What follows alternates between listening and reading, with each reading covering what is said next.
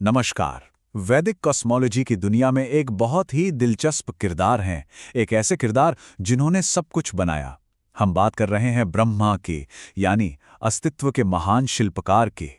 तो सवाल ये उठता है कि वो कौन से देवता हैं जिन्होंने पूरा ब्रह्मांड तो बनाया, लेकिन जिनकी पूजा शायद ही कहीं होती है।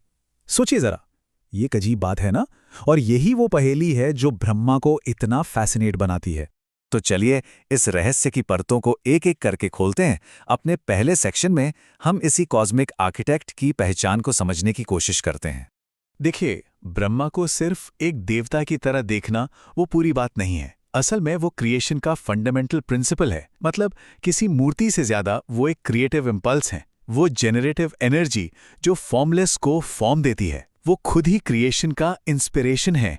तो अब चलते हैं कहानियों की दुनिया में। देखते हैं कि कैसे ब्रह्मा का ये एब्स्ट्रैक्ट आइडिया, ये कॉन्सेप्ट कथाओं में जिंदा हो उठता है। ब्रह्मा के जन्म की दो मेन कहानियां मिलती हैं।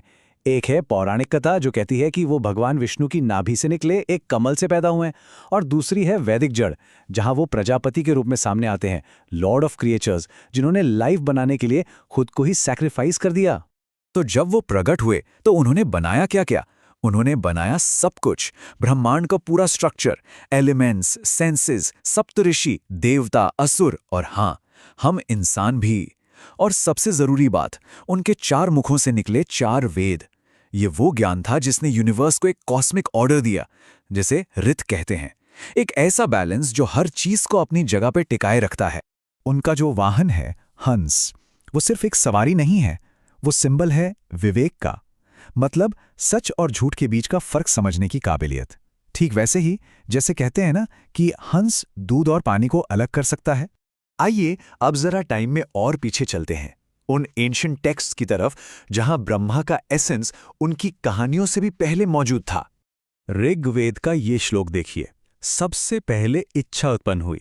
ये इच्छा या काम ही वो पहली स्पार्क थी जहां से ब्रह्मा का क्रिएशन शुरू होता है, जहां फॉर्मलेस से फॉर्म का जन्म होता है। कह सकते हैं कि ये यूनिवर्स का पहला थॉट था।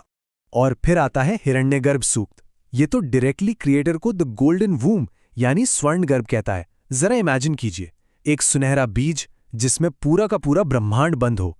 यही हिरण्यगर्भ ब्रह्मा का वैदिक प्रीकर्सर है, वो गोल्डन सीड जिससे धरती और आसमान का बैलेंस बना। उपनिषदों में आकर तो ये आइडिया और भी क्रिस्टल क्लियर हो जाता है।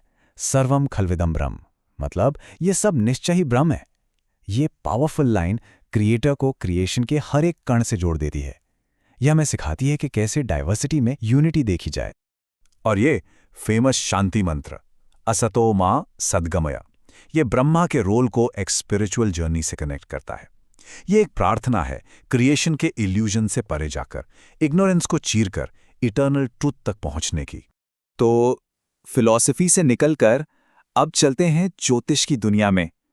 देखते हैं कि ब्रह्मा का इन्फ्लुएंस आज भी हमारी लाइफ को कैसे टच करता है। वैदिक एस्ट्रोलॉजी में यह माना जाता है कि ब्रह्मा की सारी क्रिएटिव एनर्जी एक खास नक्षत्र में कॉन्सेंट्रेट होती है, और वो है रोहिणी।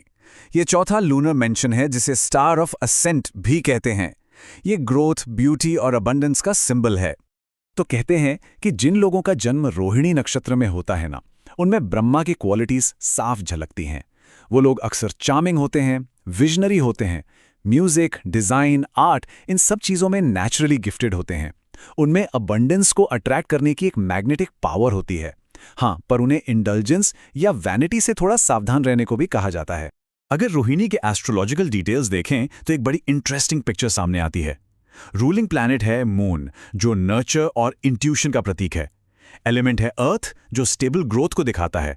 और इसकी शक्ति, आकर्षित करने और स्थिर करने की शक्ति, power to attract and stabilise. ये बिल्कुल ब्रह्मा की क्रिएटिव एनर्जी का परफेक्ट रिफ्लेक्शन है ना?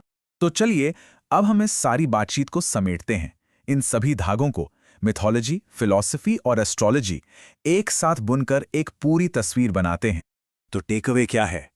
यही कि ब्रह्मा वैदिक लॉर की वो क्वाइट जेनेसिस हैं, वो साइलेंट क्रिएटर जो बैकग्राउंड में रहते हुए भी हर चीज की शुरुआत करते हैं। वो मौन सृष्टिकर्ता हैं जिनकी एक नज़र से ही फॉर्म्स की पूरी सिम्फनी पैदा हो जाती है। और हम इस खूबसूरत विचार के साथ इस बातचीत को समाप्त करते हैं कि ब्रह्मा की चार तरफ देखती हुई नज़र हमें याद दिलाती है कि क्रिएशन वो कभी रुकता नहीं, और सेल्फ डिस्कवरी का जो कमल है वो हमेशा इन्फिनिटी की सुबह में खिलने के लिए तैयार रहता है।